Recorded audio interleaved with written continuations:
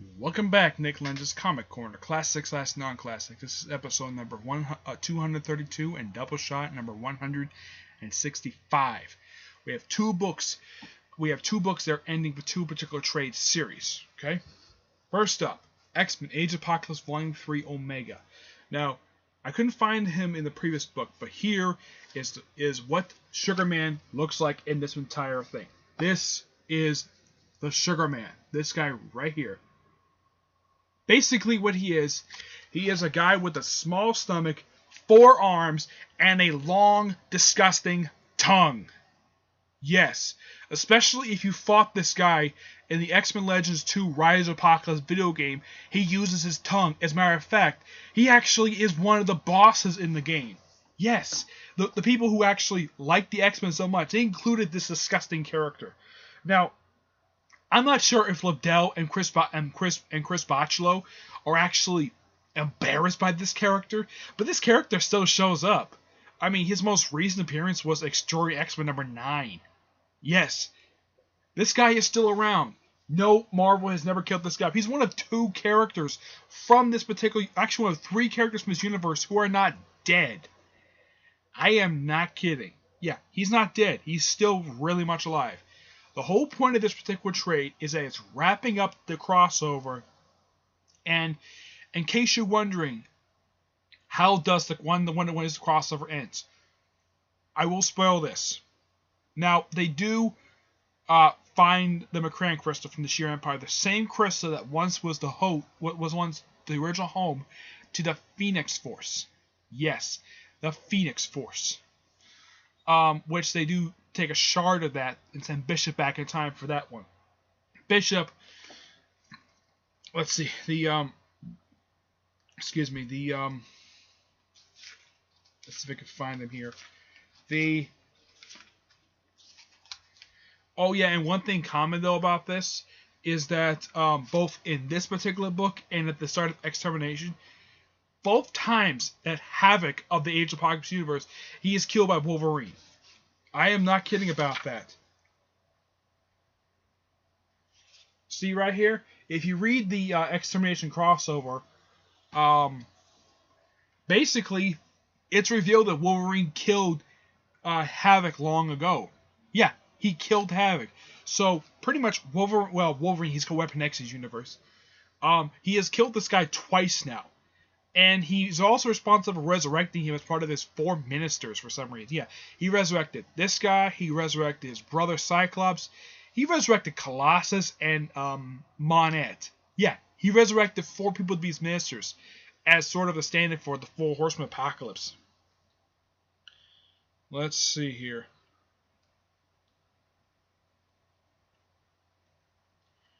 Now, there is a particular page in here I should show. A Bishop from Days Future Past meeting Bishop of Age of Apocalypse universe. Now, I will spoil one of the things. Magneto himself does kill Apocalypse himself, which is something that Marvel can't keep this guy character dead.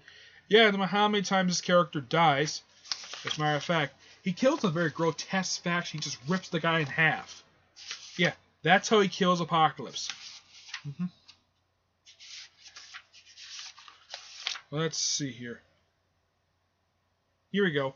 This right here, this guy right here, this is the Age of Apocalypse Bishop. He's the one who basically convinced, if you want to know the meeting between the first time that Bishop met his, the 2 bishops met. Let's see here if I can find it here. I know there is a page here that does show the first meeting. Now, there's one error death that happens in here. Shadowcat of Age of Apocalypse is killed by her husband Colossus. Now, this is like one of 2 universes I have seen where Colossus and Kitty Pryde have actually married. And if you want a meeting between the 2 bishops, here you go. Now, this is from X-Men Omega. That is where this appearance, that's where this camera comes from. This is an interesting meeting. Now, the bishop we know, the bishop everybody knows, the one with long hair, ponytail, still has the M across his eye. He's from Days Future Past. That's the timeline he's from. The other Bishop is from Age of Apocalypse. Are you online? Recording. Oh, I'm gonna reboot the router. Okay. Sorry about that. Yeah, he kills him right after he succeeds in saving timeline because there's no real point in keeping the character around. Though Dark Beast himself basically doesn't escape from this timeline when it's concluded. But otherwise, though, this is the epic finale to the Age of Apocalypse crossover. Now, if you read the Road to Onslaught books, they pick up right where this book leaves off. I am not kidding about that. X-Men Prime picks up right where this crossover leaves off and continues forward directly into Onslaught, which is the next crossover event. Right after it's like a year after. This is really good. 9 out of 10. Highly recommended. Here's some of the artwork in here. Some of the sample artwork in here. Okay? 9 out of 10. Alright? Last book for this particular review. Now, this is the second book of the Gotham Midnight Trade series. This is Gotham Midnight Volume 2, Rest in Peace. Written by Ray Fox and artwork by Juan Ferreira. Yeah, as far as I could tell, he's the writer, he's the artist in here, but the artwork for the annual, which is in here, is done by Kristen Deuce. Now, this book contains issues 6 through 12, the annual, and the sneak peek issue. Now, there are a few appearances in here by Jim Gordon Batman. And there he is. There's Jim Gordon Batman right there. Now, pretty much because he was Batman, he had to appear in pretty much almost every single Bat book. This one was not surprising because it was explained very early on that the whole thing with the Supernatural Task Force that's pretty much present of this whole entire series was Jim Gordon's idea. So it makes perfect sense for him to finally make an appearance in this series. And so, now, one of the best things about this particular book, and I do praise Ray Fox for doing this, is that we actually have a fight between the Gentleman Ghost and the Spectre. Now, as far as I can tell, this is the first and only time that the Gentleman Ghost has ever actually met the Spectre in this Prime universe. That's what the Gentleman Ghost looks like in here. Yeah, it's his only meeting. As a matter of fact, when the book came out, when I read it online, I put this in my top 5. It was a great annual. Heck, a lot of people agree with me. This was a great annual, just like how this is a great series. Now, it's just continuing now one of the main plot threads of this series. Now, one thing I should also mention, though, is that this is also the first post-Flash appearance of another particular character besides, of course, seeing the Gentleman Ghost. And that character, if I could find her in here. Let's see. She was at the end of issue 6. Yeah. I was kind of surprised to see her myself. Might have been issue 7. Yeah, it was issue 7. I think it was, yes. Let's see here if I can find her in here. I know I saw her in here. Just gotta find her. Here she is. Meet Kate Spencer in her first post-Flashpoint appearance. Now, as far as I know, this series is the only time she actually appears in the current universe. Now, it's nice the fact that Ray Fox brought her in because she had not been seen since, as far as I can tell, she's not been seen since the Just Say America series. At the point when this issue came out last year, it had been 4 years since she made an appearance in comics. So it was nice to see her in this particular book. Now, the Spectre himself is acting a bit different than he usually does. And the artist draws him way differently than he's usually depicted.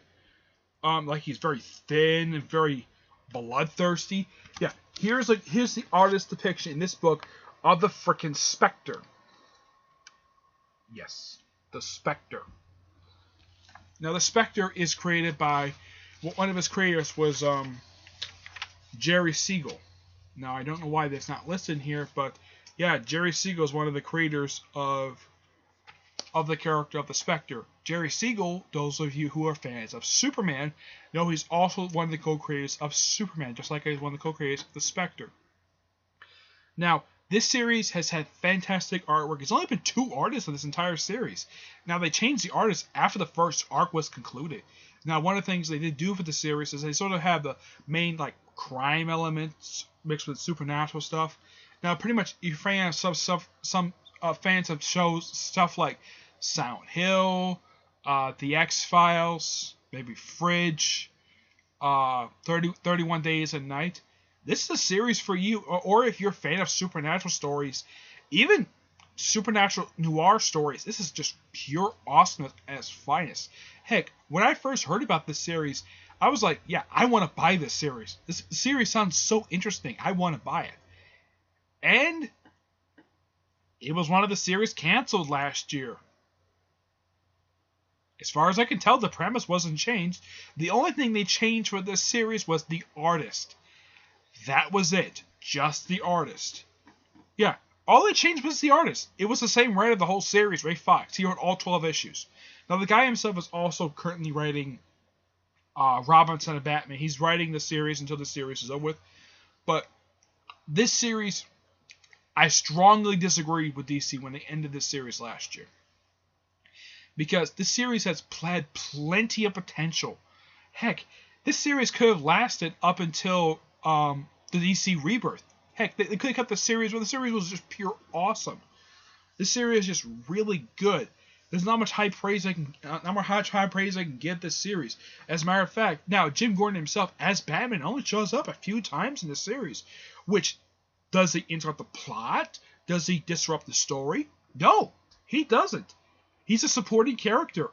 I mean, him show up in here makes perfect sense. Like I said, him in story is responsible for the creation of this task force, who is led by Jim Corrigan. As a matter of fact, there is a flashback in here which actually Jim Gordon himself actually ordered Jim Corrigan, Detective Corrigan, to set up this task force. Yeah, this task force was Jim Gordon's brainchild. Now, when you think of Jim Gordon, I mean, what part of GCPD he's known for associated with? Major crimes. But this is still an interesting idea for him to do. To have a team of detectives investigating the supernatural elements of Gotham, because he knows that there's stuff that can't be explained by science. Overall, I mean, yeah, there's a couple of deaths, very gruesome deaths in here. But despite that, it's a well-written series. Well, it was a well-written series. It has fantastic artwork. And I don't understand why DC has had to end this series for. I mean, come on, heck, some people actually agree with me the fact that this is the one series that DC made a huge mistake last year ending. Now, if the other series got canceled, you can series like Lobo, Justice League United. Those series ended, well, Lobo because no one liked that version anyway, so I can get why DC ended that series. Now, in the case of Justice League United, DC ended that series because no one liked the change of premise. Yeah, Jeff Parker, who had taken up the series issue 11, he changed the whole premise of the series and no one liked it. That could explain why that series got canceled. This is one series I don't understand why this was ended for. I highly doubt it was due to low sales, because this good series. This was a good series. I don't understand why this series was ended at all. If you say the low sales, I'm like, how? It's kind of the same thing with Elektra ending last year as well. They say that was ended due to low sales. I'm like, what's wrong with the book? How come you're not buying that one? Or some of the other books that were canceled last year from Marvel. Yeah, there's some books I disagree with Marvel canceling. This book right here, Gotham at Midnight, this 12-issue ongoing series, which had one ending published, which started from November of 2014, ending in December of last year, was an awesome series. 12 really good issues. I own the first 5 issues of the series. I think I own the first 6. Yeah, I own the first 6 issues of the series. But the thing is, actually, it was first 5. I own the first 5. But the thing is, this is one series, in my personal opinion, should never have been canceled. It has some great horror elements. As a matter of fact, if Linkara would want to do a long box set, this is one series he can definitely do a long box set, because it has plenty of potential to go on long box set. I mean, if he's watching this, he probably would love. I mean, he probably agree with me that this series has humongous potential for showing up on Long Box of Damn. Those of you who don't know what Long Box of Damn is, it's basically Lois Lovehog dressing up as Duarte based by a character from a lost film who basically reviews horror comics for a whole month in this. And the long box, and it's basically this black. It's this regular long box. People have seen like usually they're white. This thing's entirely painted black, and it's all filled with horror comics. Usually regular comic books or trades like this. But like I said, really awesome series. I give this trade a 9.5, and I give the whole series a 9.5 out of 10. Awesome series. I highly recommend it. Plus the previous volume of the series. Volume 1 and Volume 2. Read these 2 books, you will definitely enjoy it. Yeah, and when you finish this book, it's like, that's it? I mean, it's a good ending, but that's it? That's all you can do for the series? Yeah. Alright, that's it for this episode. Stay tuned for the next episode, which should be episode number 233. And possibly Doubleshot number 166. Okay? Till then, see you there. Bye.